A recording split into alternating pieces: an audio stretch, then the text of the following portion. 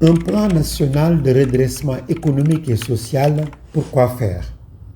Tout d'abord, il convient de souligner que ce plan s'inscrit dans l'agenda national de transformation Sénégal 2050. Il fait partie de sa mise en œuvre opérationnelle et c'est bien la première phase du triptyque redresser, impulser, accélérer. Dans quel contexte avons-nous ce plan de redressement économique et social? Nous sommes dans un contexte de dette élevée, de conditions de financement extérieur peu favorables et d'attentes surtout des Sénégalais qui aspirent à mieux vivre. Il fallait donc réagir vigoureusement par des solutions de redressement. Et enfin, ce qu'on cherche à faire à travers ce plan, c'est de trouver de nouvelles ressources endogènes, c'est-à-dire internes et auprès de la diaspora. C'est de retrouver des équilibres budgétaires dans nos finances et c'est enfin accélérer la progression de notre économie. C'est donc bien tout cela qui nous a amenés à concevoir un plan de redressement économique et social. Évidemment, cela repose sur des préambules. Pour établir ce plan de redressement économique et social, nous nous sommes tenus à certains principes directeurs qui représentent le cadre dans lequel ce plan est conçu. Nous continuerons de respecter notamment nos engagements internationaux. Nous n'augmenterons pas la dette publique, cause de tous nos maux. Nous ne braderons pas nos ressources naturelles qui appartiennent au peuple, ni notre foncier.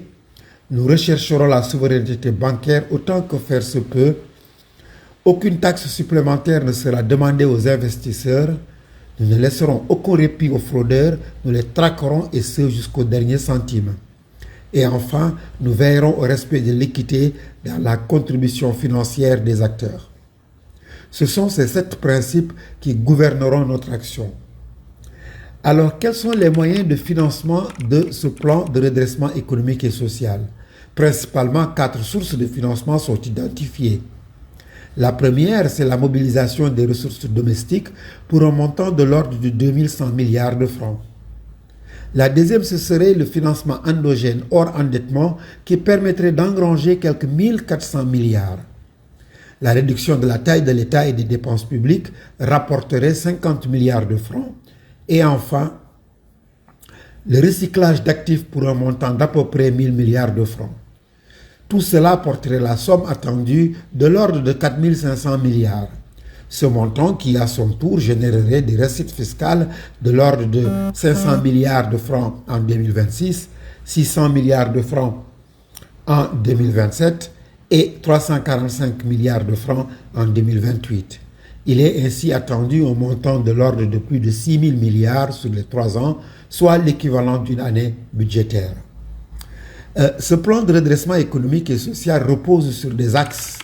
Ce plan s'articule notamment autour de 4 axes. Libération des énergies et soutien au secteur privé, en lui payant ses dettes d'une part et en favorisant son accès à l'électricité, aux fonciers et enfin à lui octroyer une facilité d'accès aux intrants.